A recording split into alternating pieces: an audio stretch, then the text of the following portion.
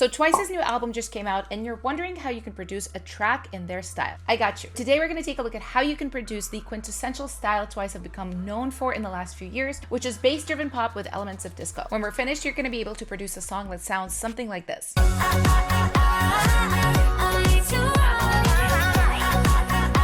So the number one most quintessential element of this type of track is bass. Very often we're talking about electric bass, but sometimes it can be synth bass. In this example here, we're going to actually use a combination of a synth bass and a plug-in electric bass. So together they sound like this. Now, the number one thing you need to know about this type of bass is that it's basically the entire rhythmic underpinning of the track. So the rhythm of this bass is very, very important and usually can be quite busy.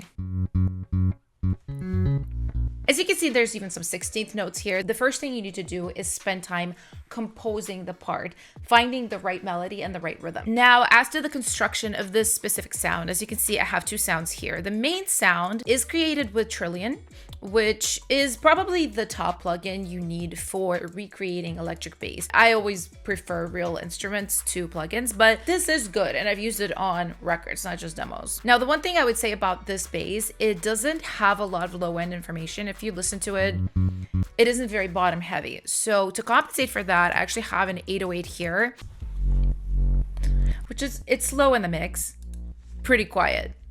But it does add a little bit of that sub that we're missing. And I'm using Sublab here, and I'm using one knob pumper to create that sidechain effect. And finally, I have another layer here, which I call the bass click. It sounds like this.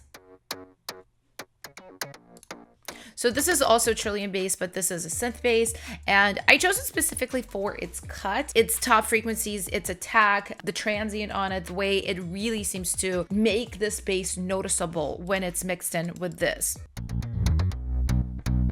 And as you can see, I'm really helping create that cut by emphasizing the 2K range in this EQ here, mainly massive passive. And altogether, the three basses sound like this. The next essential element of the style of music is a string arrangement. Now, disco strings are quite different from classical or theater strings. They're rhythmic, they're melodic, they're catchy and easy to remember. Think of them as almost like extra hooks in the song outside of its melody. So I've got my strings here.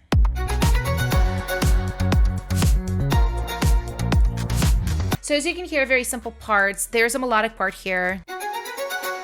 And then there's just these chord stabs, dun, dun, dun, dun, a little bit more for rhythm's sake versus melody. In the other part of the song, they also have these downward stabs.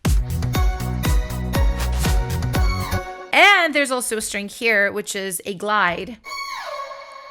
This is from our sample pack. My group Liar and I have a new pack that's out on Splice pretty recently.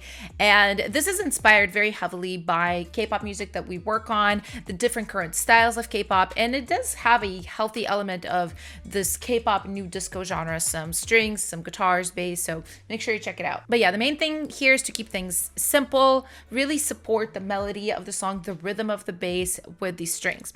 And I am creating them using contact instruments. These are my two favorite instruments that I use on basically anything where I do string arrangement.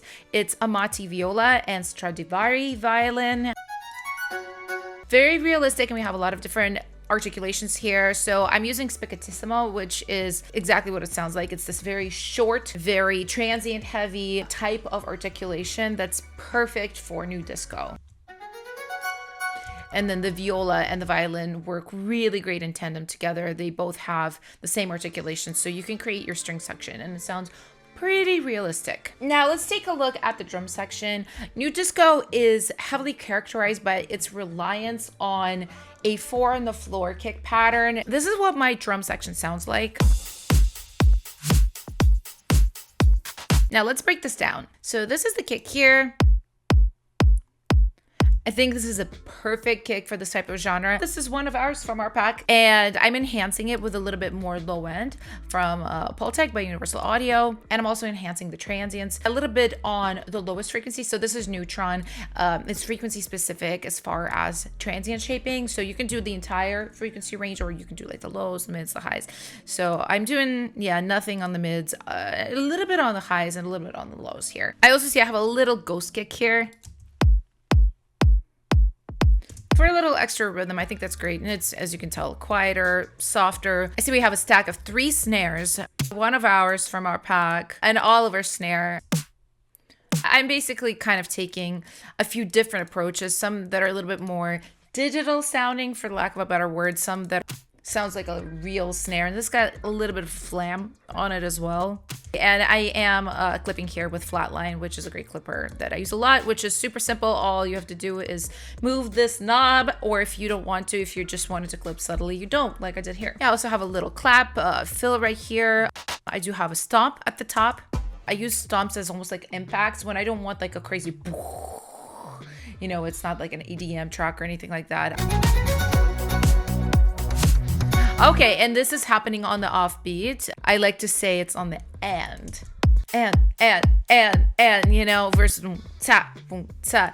So this is a really great rhythm to remember for the genre. If you listen to a lot of songs in this style, including Twice, there are a lot of ands emphasized, whether it's a hat like this, or perhaps it's a tambourine that has an emphasis on the end. Definitely pay attention to what's emphasized in your rhythms. And we can take a look at our percussion section here too, and you will see the emphasis that we chose. So see, this is different from the and. That's why I added this, to have a little bit of a different emphasis, you know. So, but we do have a stack here of simple hats. Nice Oliver tambourine loop. And a shaker loop. This is like really percussion 101, a hat, a tambourine, and a shaker. But you also have to think that this genre is inspired by the 70s, and that's what they used back then. Now let's take a look at the synths. So I can see this is a pretty sparse production for me. This is a remix of a song called Eye to Eye by a group called Me And. But I do like the choices I made with a couple of these synths that I made here. So we have this.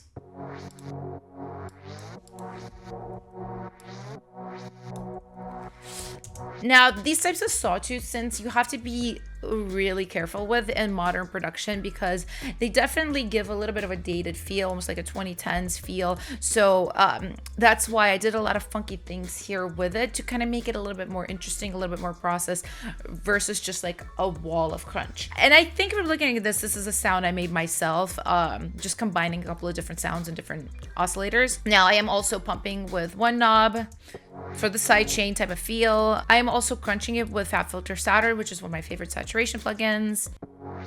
And I also have a little bit of a filter on it, so it's not as bright. I'm adding another rhythm on top of the one I did with one knob pumper with Shaper Box. And then I have these two couple of synths here. This is just for the emphasis. If you remember, the strings are doing the exact same rhythm here. And this is very important for you guys to keep in mind, because there's always a temptation as a producer to do more rhythms, more melodies. And sometimes it's good to just double the things you have, stick with the things you have, emphasize them, so it creates more cohesion in your track. So yeah, these just add a different texture to what I had the strings doing. And I'm actually using Spire, which is kind of like an old school synth for EDM, but I actually quite like it. So and finally, let's take a look at vocals. Now, this is not a song I fully vocally produced. As I said, I was remixing it. So what I did is I took the lead vocals from the group. So to make this a little bit more Twice style, I wanted to add more harmonies. So even though the harmonies aren't as heavily emphasized as a lot of other groups, they do use quite a lot of them. So for this remix, I actually did add some of my own vocals, starting with the part right before the chorus. A lot of what I'm doing here is very simple. I'm just emphasizing the hooks, which if you're a newer singer, harmony writer, that's all you really have to remember. Just put the harmonies where the hooks are and you'll be fine. So obviously here it's the I part.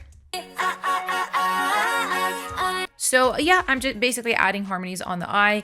I usually do 2 of each part. You can do more. If you do 4, it sounds a little bit thicker, but I do advise you sing it in different tones. Otherwise it's just like more of the same.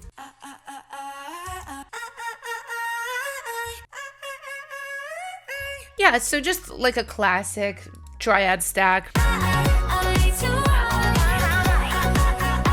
This is a fun little stack. So what I'm doing is singing with the song's lead, but I'm extending the harmony past the lead, which is a very common technique that adds something extra without adding yet another part. It just extends an existing part.